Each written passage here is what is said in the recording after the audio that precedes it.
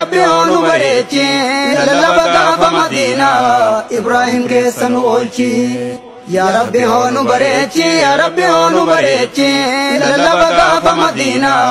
Ibrahim keessan oolchi. Atin namne dhaban qabdu arjoomte lain fitatto na gammachiisi ilaahi sin guddiftu sin irriftu sittir kadheena irkisi ta'a kiraa addunyaallee sila guyyaadhaan zihaara iyyummatu na sakaale utuu hawwii halkan guyyaa dumbaatee na dhidhiiti hin turiniiti na waamii xiyyaara naa kabaliiti wayta qalbiina jiyaaddu asiina booha garaani kolan qaboo barrisuufi obsa dhabee callisuufi amriin tanteettu olaanaa yaadanaa guuti akkaani akka maraan sitti dheesse ati nageessi makkaani adduniyaani madhumti nama hajji hajje caala akka lammiin jettuu miti rabbi sirrii nama laala kaan obboleessatu waama kaan obboleettitu waama ani rabbi kiyya malee fira makkaan qabu ana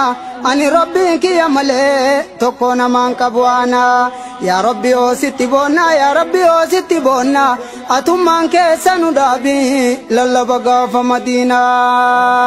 taha Muhammad abbaatu taha Muhammad abbaatu tamallaashee godhe geeta mallaka zaalimni nyaattu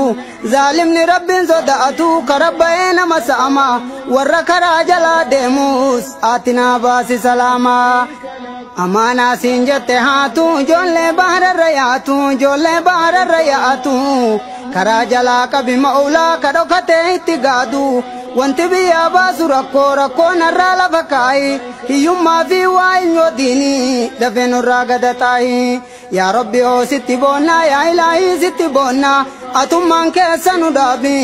lallaba gaafa Madiina ya rabbi oo situ moohee situ mootii moototaati situ mootii moototaati Makkaa Madiina nu dhaabi ganda rasuula kan keeti ya rabbi oo nu bareechi